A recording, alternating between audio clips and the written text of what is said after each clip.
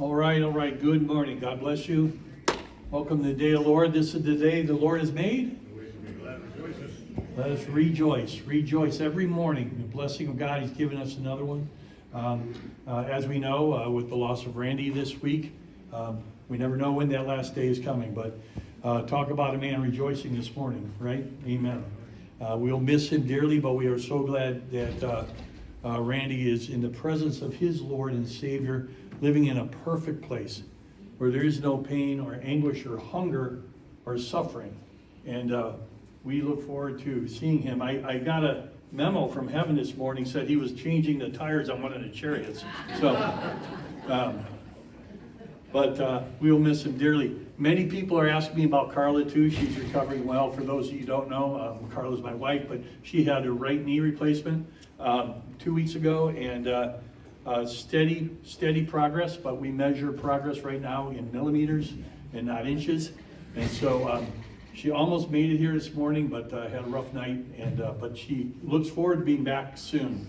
So pray for that little knee. Thank God we live in 2025 where the doc walks in and says, yeah, I got this plastic kneecap, these little things here. We're going to cut some of the bone off here. We're going to drill in here, and then, it's going to flap and flip, and, you're going to be fine. Who would have thunk that?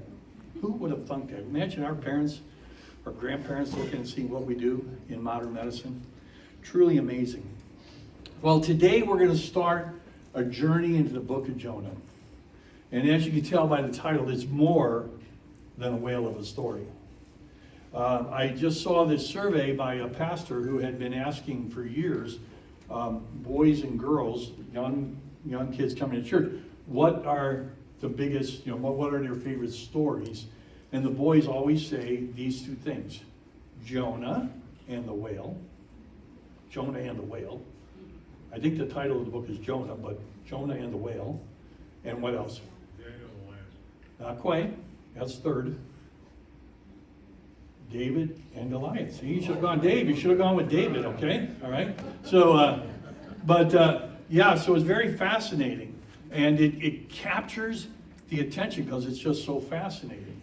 So I'm going to ask you real quick to think in your head. If I say the first two things that pop into your head about the book of Jonah, what would they be? So somebody just kind of give me an answer. What's the first two things you think of? Rebellion. The belly? Rebellion. Oh, rebellion. Okay, so you're going right to the intent of the story. Good. What? Okay. Anyone else? First two things you think of. So when you do these surveys too, it's almost always the whale and Nineveh. Whale and Nineveh. Well, there's so much more to the story.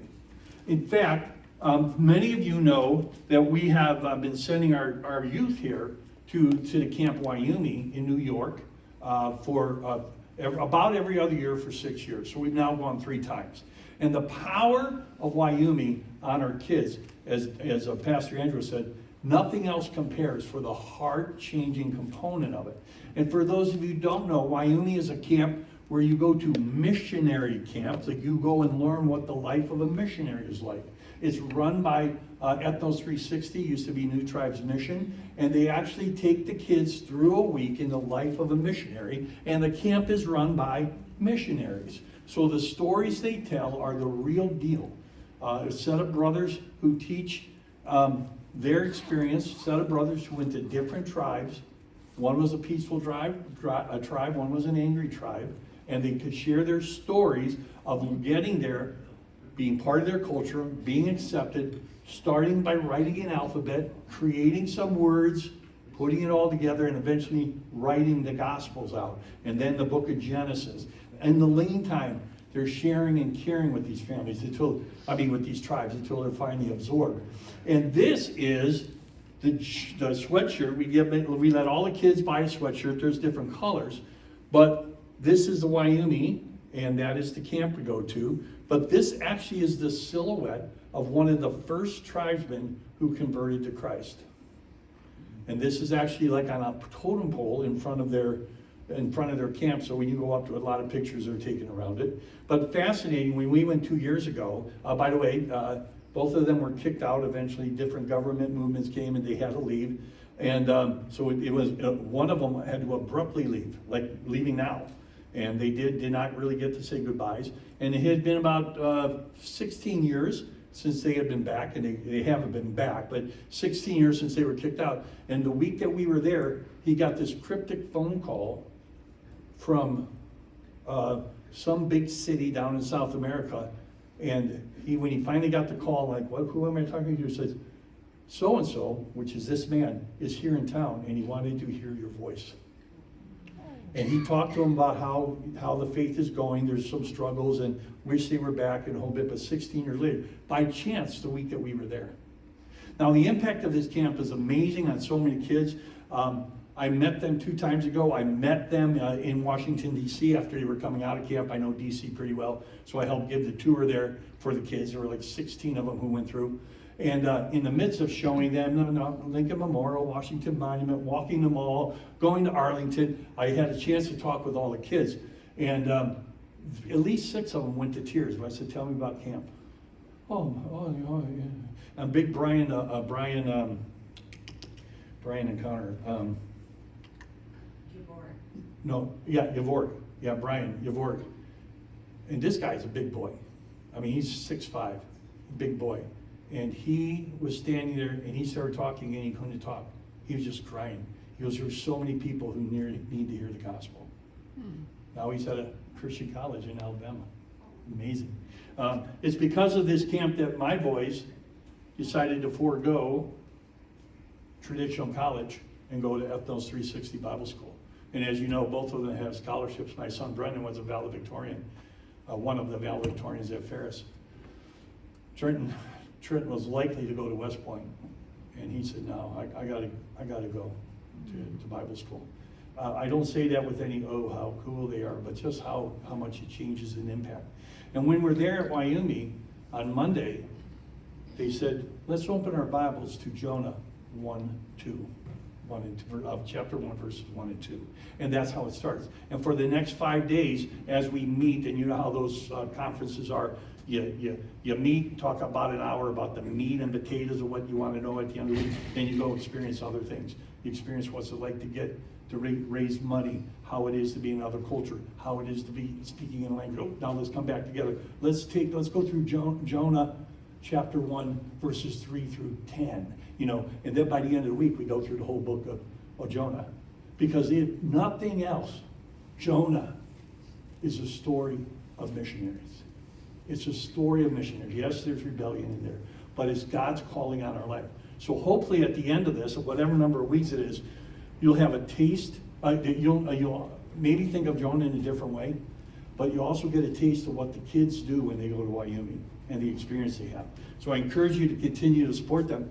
We might be going this summer. So I've got the weeks blocked off if we can pull it off. And back to Wyoming we go. We get to sleep in hammocks. You got to climb up, down through trails to get to places. So very, very powerful. But let's go ahead and start in prayer. Thank you, Lord, for allowing us to be here tonight. Thank you that as we speak about missionaries in foreign lands, we know there are places that no one has even heard your name. There's not even written word yet, not to mention a copy of the Bible. Lord, thank you for the men and the women you have called to serve that cause. You have said that we will not see the end until every culture and tongue and people group know you. So Lord, let us press on. Let us press on in doing that, and let us press on in supporting those who are called to be part of that.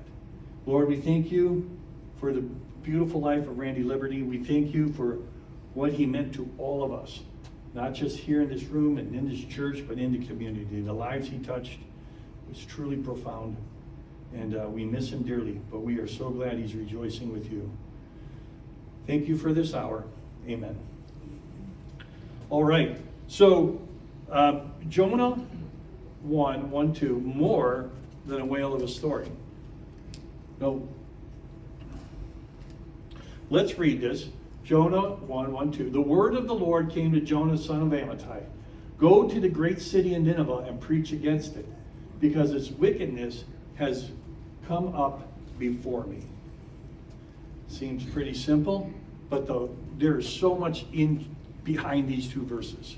And so we're going to spend the rest of this day looking at this. So Jonah, how many people do you think doubt that Jonah was swallowed by a whale? Now, I'm not saying in this room, but do you think it's a pretty hard story for people to accept? Overall, it's very, very difficult. Very difficult. So, but how much of the Bible is true? All of it, right? All of it. Okay, now there's some allegory, there's some stories that are for examples, but there's for real deals, okay? Like the when, the where, the how. So what's the when, the where, how with Jonah? It's amazing.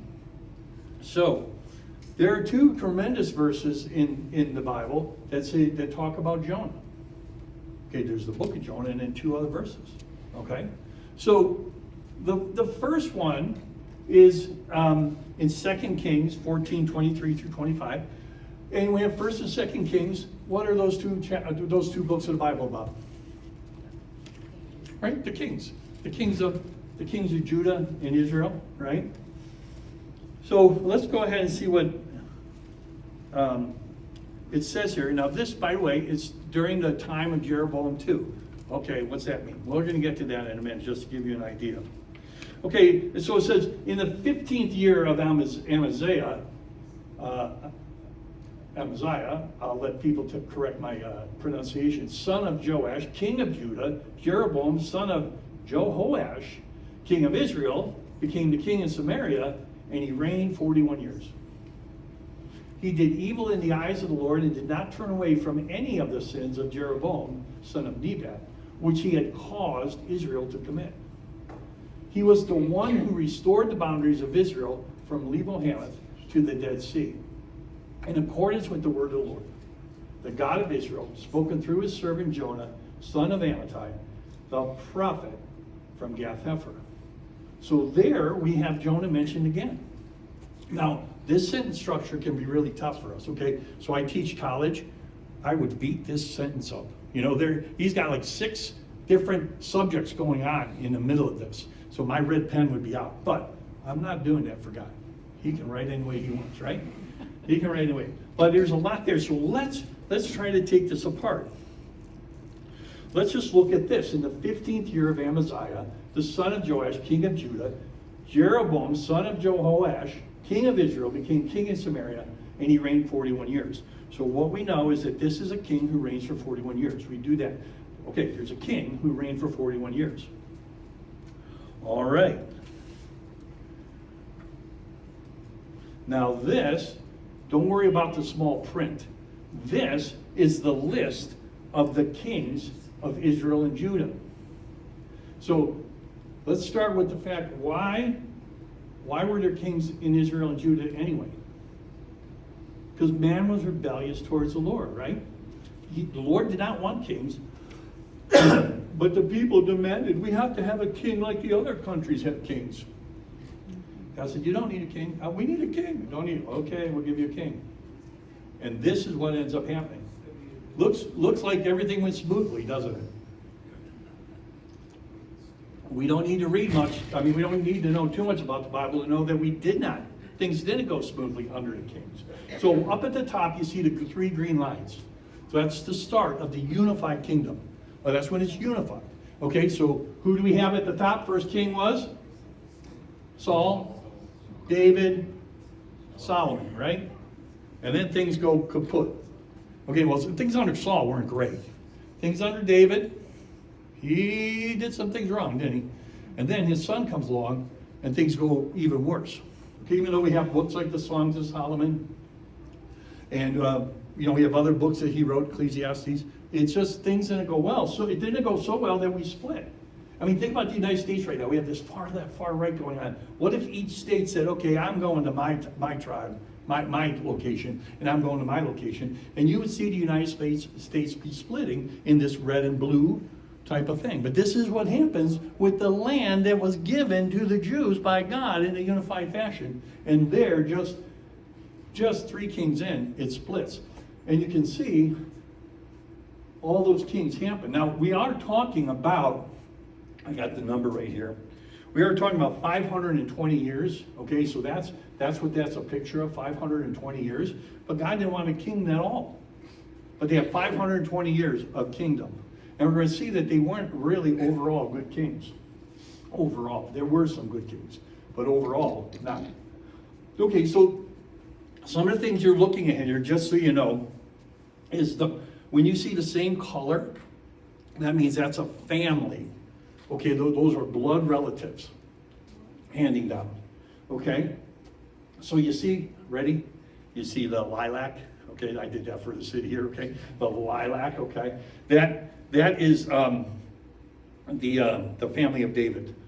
Okay, so give you an idea. So lots of David bloodline relatives there. Okay, and then you can see there's some that just stand alone. This bottom one on the right, that red, I'll call that. What would you call that, ladies? What's that? That brick red color? Okay, that's a standalone. All right, and you can see some other related. All right, what some of the other things do is a number of years. So the unified kingdom was for 130 years.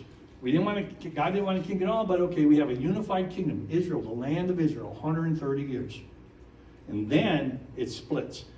That's a whole different study as to why it split and how it split. But that's 260 years. Okay? And by the way, that's Judah on the left and Israel on the right, the two lands, the northern kingdom, southern kingdom. And then the Judean kingdom, when Israel is taken over, but the Judean kingdom keeps going, that's another 130 years. So that's where 520 total years of kingdomness comes into. All right? So if we were to take 520 years back, where would we be? You know, so it's 2025, all right, public math, right? So in the 1500s, early 1500s. So just think, boop, 500 years ago, what's going on? In that period of time of 1500 to 1510, just we're using that time frame for what's 520 years ago. Here's some of the things that are going on. The Mona Lisa is being painted. The Sistine Chapel is being painted. America is being explored, mostly by the French at this time, okay? And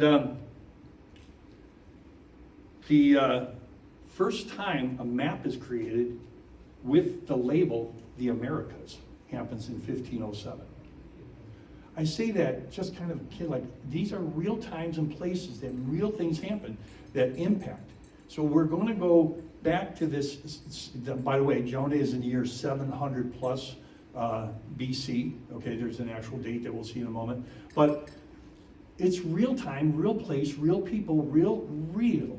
Not kind, this is not an outdoor story. And here we have the book of 2 Kings saying very specifically who, when, where, and the rest of the story is about the why. Okay, so let's look at that second sentence. It said, he did evil in the eyes of the Lord and did not turn away from any of the sins of Jeroboam, son of Nebat, which he caused Israel to commit. So we're talking about Jeroboam 2. This is now talking about Jeroboam, which if we go back, interesting, the first king of Israel over on the right, the one up the top here on this column, is Jeroboam 1. Jeroboam 2 is the big green one right there, many kings later. So it's not Jeroboam 1 hands off to Jeroboam 2, okay? So just to put that in perspective. So now they're talking about Jeroboam 2, he did evil in the eyes of the Lord and did not turn away from the sins of Jeroboam. Now they're talking about Jeroboam 1, son of Nebat, which he had caused Israel to commit. He did not turn away from evil. So Jeroboam 2 is not a good king. All right? So Jeroboam 2 is down here. Okay? 782 to 753 is when the king is going on. Jonah happens in the middle of this. And this is the start of the kingdom and the end of the kingdom. How was he in the beginning? Evil. How was he at the end? Evil. Overall considered evil. Now, I just took a snapshot of the middle of the kingdom from both sides, and you can see very few were good. That we only have Jehu, who was good in the beginning and became evil. This is the Israel side, the kingdom of Israel. But over here, on the Judah side, we have kings who are good, evil, good, evil. Okay? So that's not somebody's opinion. That's what the Bible says. All right? So again, that verse that we just had is saying Jeroboam 2 did not turn away from any of the sins of Jeroboam 1. If we were to go back up to the top of the chart, Jeroboam 1 was evil. Okay? The son of Nebat, okay, which he had caused Israel to commit. So what he is saying is that Jeroboam 2 continued with this policy of doing evil, or these practices of doing evil.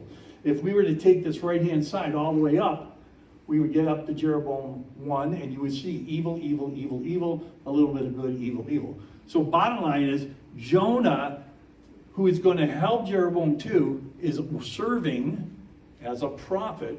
Now he's serving God, but he's living under the king of Jeroboam 2, who is evil. God is calling Jonah to serve the king, even though the king is evil.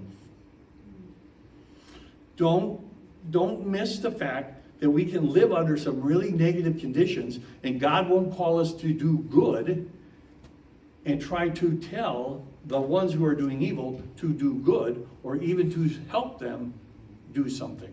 Okay? And that's what we have here. So now it says, he was the one who restored the boundaries of Israel from Labo Hamath to the Dead Sea.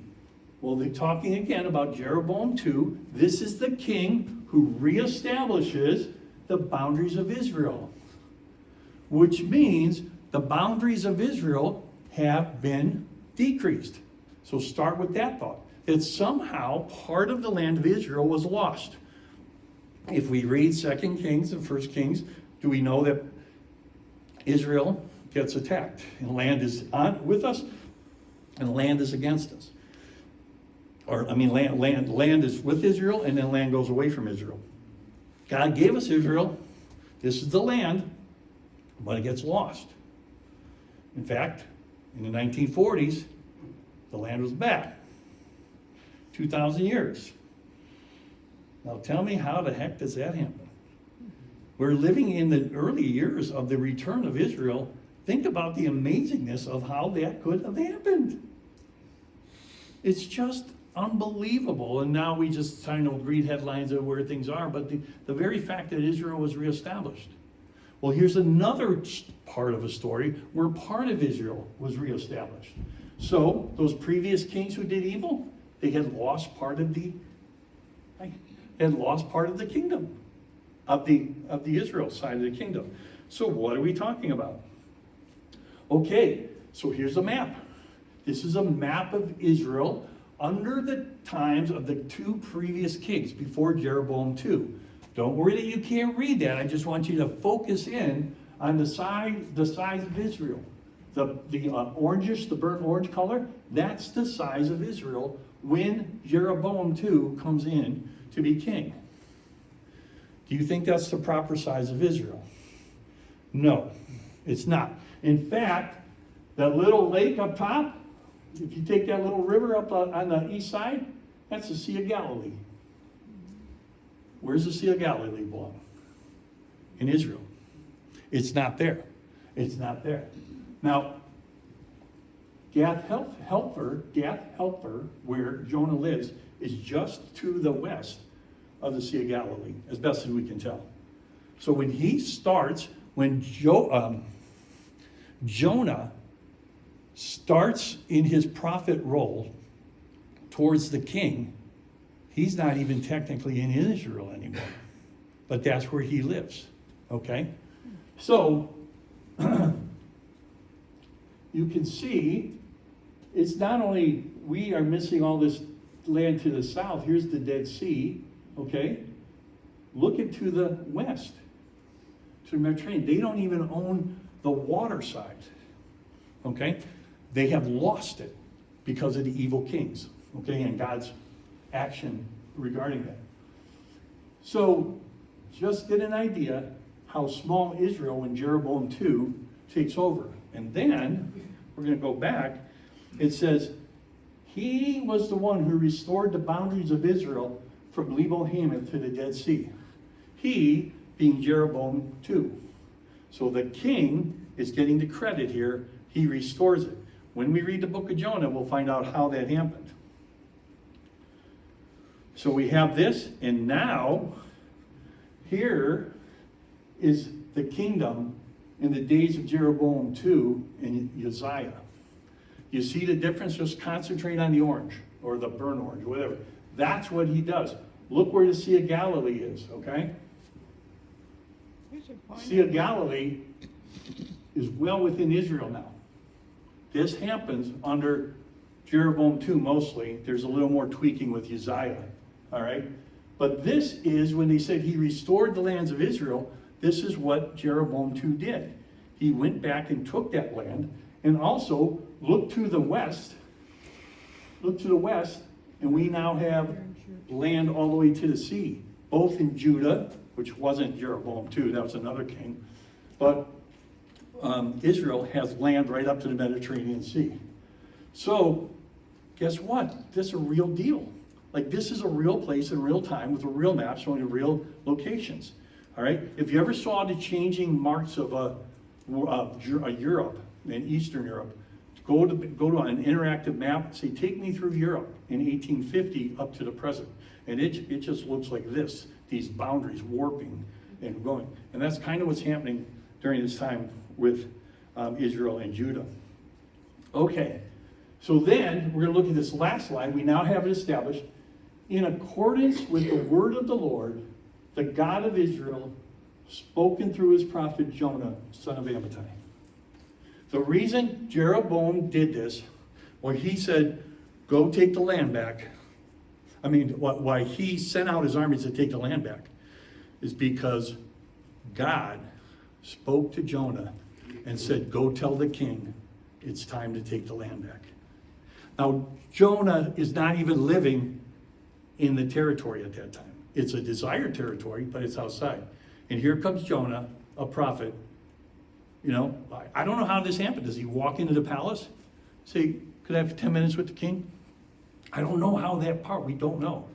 But he is the one, it says right here in Kings, he did this. He restored the boundaries of Israel, so Lebo Hamath, to the Dead Sea, in accordance with the word of the Lord, the God of Israel, spoken through his servant Jonah, son of Amittai, the prophet. Jonah is the one God uses to send him to the king and says, take the land back. He does, and the land comes back. So Jonah has this personal experience of being witness of the God speaking to him, and he's saying, okay, like, how do I get into the king? What do I do? What do I say? What words? And he said, tell him what I told you. And he does it. So do you think Jonah is kind of esteemed in the king's eyes? Do you think Jonah is kind of known by the people around him, saying, hey, yeah, the king did this, the armies did this, but Jonah's the one who said go? Excuse me, I'm stepping on my shoe. That's been driving me crazy. What's that? I'm glad you're doing that. Yeah, so it's driving you crazy, Tracy, right? Don't want me to fall? I'm coming towards you if I do, you know that. I know. Okay. Can I go on, Tracy? Yeah, okay, thank you. Okay, so there we go. So there's the very first reference to Jonah. So do we now know when, well, let's go to this one first. So Jonah, now, by the way, here's a list of the prophets of the Old Testament. It's kind of a partial list, kind of the main ones. There's some others that will claim that other people were. But the point is that here's the prophet. Who did they prophesy to? Who were the kings at the time? What years did this happen? And the prophet's place of birth. Now, you can see Jonah right there, that kind of bluish. Gath-Hepher is where he's born, but they don't know 100% where Gath-Hepher is, but they have a pretty good idea. So when I reference a location of Gath-Hepher, just know that it's the best understanding, but they don't have definitive proof. But the point is that we have a year that this happened, 781 BC. 781 BC in the history books is when the land is taken back. That is when Jonah had gone to Jeroboam too and said, take it back. We have a man who lives in a time, in a location, confirmed by other books of the Bible, confirmed to be a prophet. Okay, I'm feeling a little bit better about the Book of Jonah, right? I guess what I'm saying is we can run the risk of saying, I don't know that we can prove it. We can get so much closer by just knowing the history, the historicity of the Bible, as my pastor in Arizona used to say. Okay? So now, in 2 Kings 14, his servant Jonah, son of Amittai, the prophet from Gath-Hepher. So you see the Sea of Galilee? Gath-Hepher, they believe, is that little piece of land right there. Okay? They believe that's it. It's a tiny little town. It's Bethlehem-ish. Okay? There's not much there. So, now we have a location for the king, we have a location for the kingdom, we have a location for Jonah, we have a time frame for Jonah, we have in action from Jonah, we have a prophesizing via God, and then he tells it, we have a response. Okay, so let's say this. We have proved that Jonah lived. I'm comfortable saying we have proved. But, what about that whale thing? Okay, that's a big stretch. From Gath-Hepher, go talk to the king, king takes some land over, and now a whale. Well, let's talk to the source here. Let's talk to this guy, all right? Let's see what this one says. He says, it's true, just ask Jesus. Isn't the answer always Jesus? Jesus. He says, oh, ask Jesus. What are we talking about? So here's Jesus talking to some leaders. Okay, this is not actually a picture. Okay, this is a modern rendering of what might have been. All right, and there's Jesus talking with this, and the intent here is that he's talking to the Jewish leaders. Okay, I love the casual posing of Jesus on steps. Saying, hey, not having to be all regal about who the leaders of the church are. He's just sitting there talking to them. And they're challenging him like they do many, many times. Okay? Let's see what they challenge. So this is in Matthew 12, 38, 41. And the very first thing we have is these Pharisees and teachers of the law saying to him being Jesus, Teacher, we want to see a sign from you. Isn't that great? Up to this point, there's been nothing for you to identify as Jesus, okay? Like nothing. Okay? Think of all the things that have done it. Like, yeah, just one more sign, Lord. So Jesus is being challenged by them. They want a sign. Okay? If you say who you are, if you really are who you say you are, give me a sign. And this is what he says. He answered them. A wicked and adulterous generation asks for a sign. Ooh! He is saying this to the Jewish leaders. A wicked and adulterous generation. He didn't say you five. He said you people group. You wicked and adulterous. Wicked is sin. Adulterous is got some expanded meanings. The biggest one is you are not in a line with your spouse.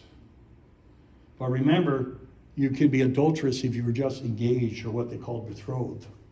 You could be adulterous if you were walking away from your Jewish faith or your Jewish actions. Okay, you can use that word. And he says to them, this is the leaders of the church who you're kind of afraid of as a Jewish person. They have so much authority, not only to tell you what the law is, but to judge you about the law and then punish you accordingly. And he says, a wicked and adulterous generation asks for a sign, like, exclamation point, like this is really? And he says, but none will be given it except the sign of the prophet Jonah. You want a sign? Here's the sign. Do you think the Jewish leaders know about the Book of Jonah? Yeah, they do. Do you think they believe the Book of Jonah? Yeah, they do. It's not being taught as some kind of example, like, it is thought of as a fact that this really happened. Okay? And so here's the very same people who believe that Jonah happened trying to challenge God to say, who are you? And he said, Book of Jonah. Let's go back to the Book of Jonah. And he says, for as Jonah was 3 days and 3 nights in the belly of a huge fish, just repeating what they already know, just as, so the Son of Man will be 3 days and 3 nights in the heart of the earth. He's telling them. Now they know that the Messiah is coming. But he's saying, okay, here's how it's going to work. Just like Jonah, and then Jonah was spit out. I went to work. God, he, the Son of Man, he has referred to himself as the Son of Man before and does after, will be 3 days in a huge fish, 3 days and 3 nights. The men of Nineveh. Now here is the thing. If you've read this verse before and never picked up on this, check this out. The men of Nineveh will stand up at the judgment with this generation. Which generation? This generation. The generation of what? Wicked and adulterous people. The men of Nineveh, who are 700 years gone. Okay, so they lived 740 years ago or so. All right, that's when those people lived. Now come forward. It says, the men of Nineveh will stand up at the judgment with this generation and condemn it. They will condemn it. The men of Nineveh. By the way, likely women and children too, okay? But the men of Nineveh will stand up with this generation and condemn it. Who's it? That generation. So you're saying that Nineveh, the Assyrians, the Gentiles, who Jonah went to preach to, and they converted, those men, those evil men, they're going to stand up and tell us, the leaders of the Jewish faith, they're going to stand up and condemn us, and that's what Jesus is saying. And condemn it. For they repented at the preaching of Jonah. Nineveh repents at the preaching of Jonah. And that allows them to be what? Aligned with God. And so at the end times, Nineveh, the people of Nineveh, will stand in righteousness. And they will be in a position to condemn. Now, they actually don't do the condemning, but they're in a place that the leaders of the Jewish faith at that time are condemned.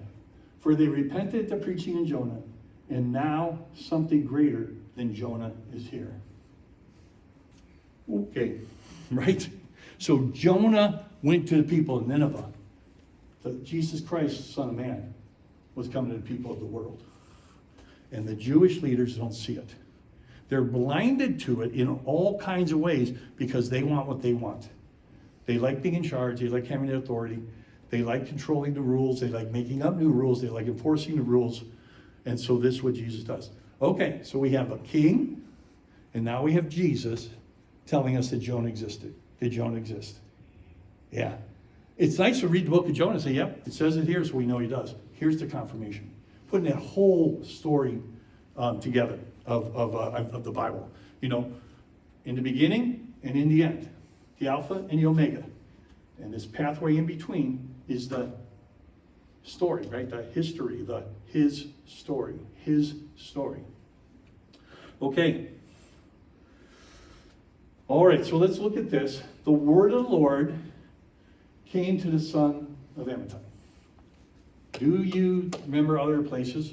Do you think there was the term, the word of the Lord came elsewhere in the Bible? Is this a brand new term, or is this something that the Bible is pretty comfortable with? Pretty common. Pretty common. Just how common is the word of the Lord came to? Well, let's check that out.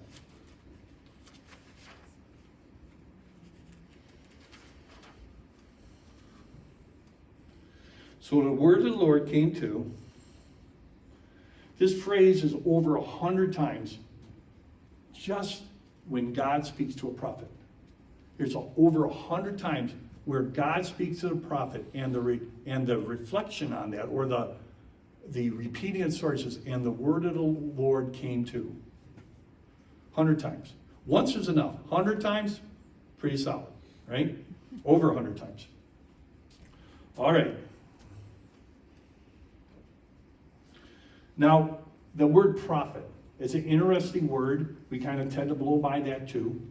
All right, we tend to just oh yeah, prophet, God said something, they did something, yeah, that's a prophet.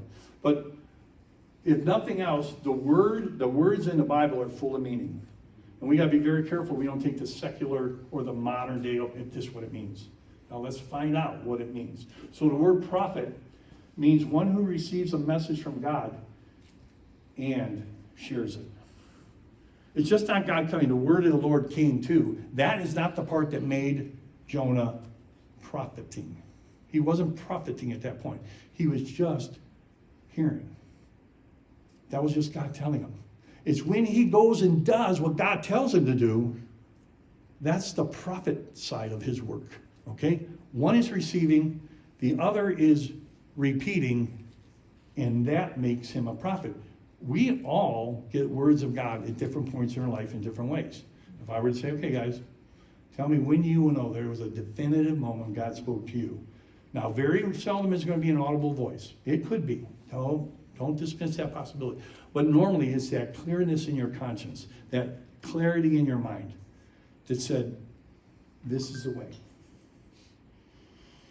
I'll tell you real quickly, I probably mentioned this before, but as new parents, how many of you were new parents at one time? Okay. All right. And how many of you had that parenting down pat right from day one? You knew exactly what to do. Oh, no. Dan, you? No, you did not. Okay. True. No. But yes, we don't really know.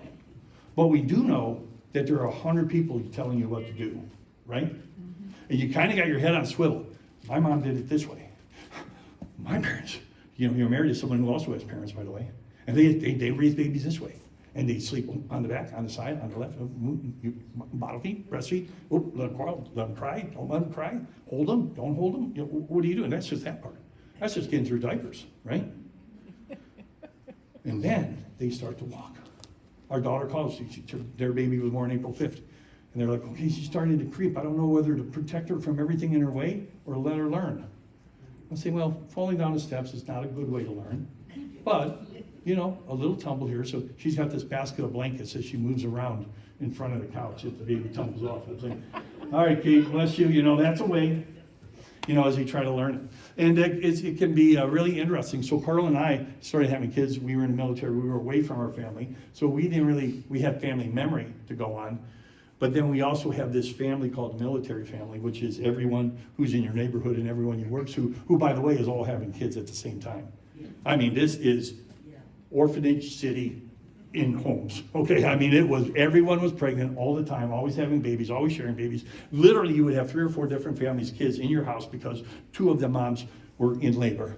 Okay, and it was just all the time. And so we would see the way different people did each other. Oh my God, what are they doing? A whole bit. And it got very confusing. Now, at the same time, Katie was only 2 weeks old, our oldest of 4, when we got saved.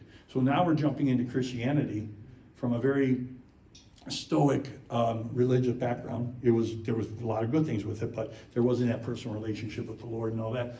And so we're learning to be Christians together at the same time as a married couple while we're learning to be parents. Woo! Talk about head on swivel, And but anyway, as we're raising the kids, we've got the church influence, we've got the military influence, we've got our parents' influence, and we were traveling around and there was different things, and so it was really confusing. It was an overwhelming thing to me. Like we never did anything harmful, but we did try to do 50 things to try to teach a kid how to do one thing. Okay, we can do it like this, or like this, or like this. And I was just prayerful with the Lord, saying, I'm overwhelmed. And literally, so this is when I'm talking about this, the word of the Lord spoke to me.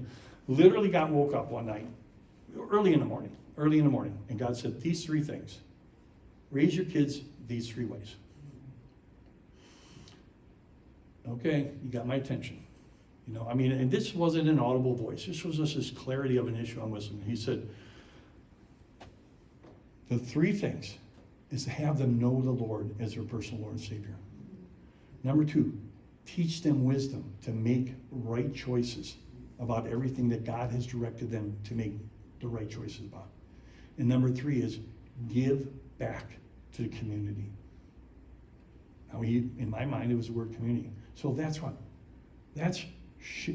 a great commission right there, it's right there. Introduce them to Christ,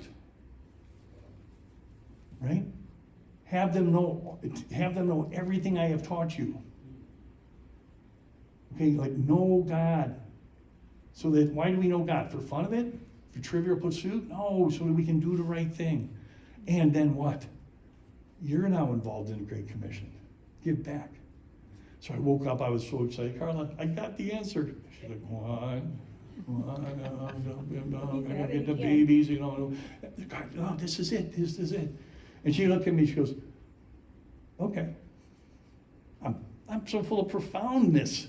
She goes, oh, okay. And literally from that day on, that's what we did. So we always told the kids, guys, these 3 things. Like, yeah, we have to do math, we have to do English, we have to do science, yeah. We gotta be fit, we gotta go here, we're gonna play sports. But these are what we're gonna concentrate on. If you know these 3 things, we know that God has blessed their family, blessed their parenting. And I have said a million times, I don't care if you're a night shift janitor. What I care is that you know Jesus, that you have Christian wisdom in your decision making. And number 3 is that you give back. That's it. Do you know the pressure that came off of me right then and there as a dad? It was like, oh, I reduced from trying to do 100 things to worrying about 3, and not even having to worry about it because God's got it, right? And so when I say things like the one who receives a message and shares it, we get messages, okay? There's clarity from God on things. Sometimes it's just removing other obstacles. He still doesn't give you, here's the absolute, but he removes things. All right, so a prophet is one who receives a message and shares it. And if you talk to biblical people all over, and you're going to get into a fight left room, right room. Are there any more prophets today? Well, if the basic definition is get the message from God and share it, maybe we're all prophets. All we have the ability to do the prophet thing. Maybe let's not worry about the title, but worry about the action. Because that's what the Great Commandment is, right? Hear this, Great Commandment, Jerusalem, Judea, Samaria, and all other parts of the world. Go, tell them about me. The Holy Spirit will come in. They'll convert them, baptize them, and then teach them to do all the things that I've told you. Oh. I'm looking at a room of prophets, huh? At least to have that prophet role, all right? So, anyway. The Hebrew word for prophet, those of you who know Hebrew, maybe you could say nabi, I think, which is derived from a verb that means to bubble forth, which automatically tells you there's some pressure there, right, to bubble forth. And when they use that word, like bubble forth like a fountain, but when it's applied to prophet, it means one who announces or pours forth the declarations of God. This isn't a casual, hey, Mike, how's it going? How was breakfast? Get gas in the car today? And Jesus was here and died on the cross. Hey, who do you like in the football game this afternoon? You know, it's not this casual discussion we bring up. It should be bubbling forth. It should be effervescent. It should be when people see you, they see Jesus. Not in I'm Jesus, but in He's so profoundly within us, and the Holy Spirit, that when it's bubbling forth, the pressure, I've got to tell you, as Randy Liberty would say, the good news. It's good news. And there was Randy. Where was he going to prophesize? Why was he changing a tire? Why was he in the parking lot? You know? How many of you got the Randy Liberty treatment? Right. Hey! Right? That arm, that hand on your shoulder. Because he couldn't help but tell you the good news. It was bubbling forth. To clarify, though, the prophet doesn't predict the future. He reveals it. The job of the prophet is not to say, oh, let me tell you. He's just revealing what's been told him by God. So we don't need to make them prognosticators. We got to make them revealers. Big difference. The source is God. It's no longer a prediction, right? Which reminds us, we know how this story ends, right? We just had this wonderful series, months of revelation and hearing what the book of Revelation says, which is what? The revealing, right? The revealing. All right. So, Jonah, son of Amittai. So interesting when we see this in the Bible. Now, not everyone agrees with this, but many people, and you'll see it in a minute, believe that there's a significance to that. But let's look at Jonah. Jonah is the only person in the Bible named Jonah. So, you know, when people say Jonah in the Bible, there's no confusion. Here's the interesting thing. Jonah comes from the Hebrew word meaning dove or pigeon. Now, if I have to choose between two, I'm going with dove. You know, I don't really think, oh, you can be a dove or we can call you pigeon. I'll take dove. All right? Not really that it's a choice, but it's interesting that they were compared. But it also means it's a vexer, a person who annoys or troubles others, especially in a petty or nagging way. When he gets to the ship and things aren't going so well, they're not thinking of Jonah the dove. Those people on the ship going, you vexer, you know, you are causing problems here. You petty and nagging way. But we get the English term to vex from it, to vex. So that all kind of ties together. And he's one of 88 prophets mentioned in the Bible, 63 in the Old Testament. Now, these are definitive, the prophet, okay, the prophet. So I'll give you an idea that there's many, many prophets, and what do? They hear from God, and they share it. Okay, well, Amittai is his father. He's the only person in the Bible with this name, okay? And this means, it comes from the Hebrew word meaning to confirm, to support, to be faithful in faithfulness. Hey, how's your son doing with that faithfulness thing, Amittai? At least in this instance, it didn't get passed down very well. Okay? There's every reason to believe Amittai was a good person. He did profiting things. Okay, it's a little confusing because it's not absolutely clear. But you know, even if he raised him perfectly, and he goes off and does the wrong thing, he's still his son, and still, you know, had that influence. But as all of us know, as we raise our kids and let them fly, sometimes they make decisions. You go, ooh, nah, I wouldn't have done that one. Or even, it maybe even requires a greater warning or fear. Like, oh, guys, no. And sometimes they'll say, oh, Dad, thanks for correcting me. I see the light of your wisdom. I hope that happens someday. But no, but the point is often they'll say, no, Dad, you need to know how things work today. It's not like that anymore. I heard that. You know, no, my kids don't say that, but no. We always have those phone calls about decision making. But overall, they make great decisions, and they mature amazingly. And there are many biblical scholars that suggest Amittai himself was a prophet, and because what they claim is when they say, when it says Jonah, a prophet, son of, that means he's the son of another prophet. Now, not everyone agrees with it. I just want to share that because you'll see commentary that says, oh, Amittai was a prophet, and others say, there's no proof that Amittai was a prophet. But there's a lot of the son of means that whatever role that son had, the father also had. I only say that, part of it is the Bible's not always clear. We don't have 100% down pat. And I like to make sure that we both know, rather than saying, and here's my opinion, which is now a fact, and I'm telling you, and now you must believe it. I don't know. Okay? All right. So, go to the great city of Nineveh. Why is it a great city? Why is it a great city? Let's take a look. What's the significance of Nineveh in history? The past and future city of Nineveh. Who knows? Where do we first hear of Nineveh? Genesis 10, 8, 12. Cush begot Nimrod. That means Nimrod's the son of Cush, right? Begot. He began to be a mighty one on earth. He was a mighty hunter before the Lord. Therefore it is said, like Nimrod, the mighty hunter before the Lord. And the beginning of his kingdoms, whose kingdom, Nimrod's, was Babel, Erech, Akkad, and Calneh, in the land of Shinar. And from that land he went to Assyria and built Nineveh. Whoa! We now know the origin of Nineveh. From the land he went to Assyria, built Nineveh, Rehoboth, Calah, and Rezin, between Nineveh and Calah. And that is the principal city. We now have another reference to Nineveh. And we know who started it. Hey, by the way, who was Cush's father? Anybody know? Ham. Who's Ham's father? Oh. Noah. Noah is Nimrod's great-grandfather, right?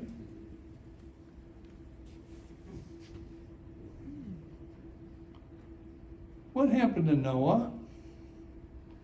Got in a big boat, right? Big ship. Took him 100 years to build it. 40 days. What happens to everyone else on earth? Wiped out, except for 8 of them. Who's one of the 8? Ham. When he gets off the boat, has a son named Cush. And by the way, when Noah gets off the boat and his boys are there, what's the Lord say to him? Spread out and populate the earth again. Okay. Noah's getting up there in age. The boys have been pretty busy building ships, riding out a storm. Riding out a storm. Are we going to hear about that in the next couple weeks? And so then he passes it on to Cush. Go ahead and spread. Cush is spreading. Hey, son, Nimrod. Remember what grandfather said, great-grandfather? We need to spread. Why? Because the Lord came to him and told him. And so here's Nimrod carrying out the requirements that were put on Noah by God just 3 generations later. And in a sense, too, because his son is already well over 120 years old when they get off the ship. Well over, because he helped build the ship for 100 years. Okay? So anyway, isn't that amazing? So now we know that. What else? Nineveh is current Mosul, Iraq. Mosul, Iraq. We lost a lot of coalition blood in Mosul, Iraq over the last 20 years. We fought there. Fought there what? For what? Freedom, liberation. Okay? To get rid of the evil. In the very town of Mosul is the history of Nineveh. Okay. All right, so where in the world is that? It's right there. Give you an idea, up at the top, Baghdad's in the middle, the capital of Iraq. There's Mosul up top.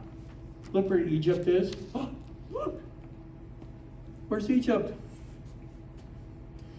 Isn't that interesting? I got this map from CNN.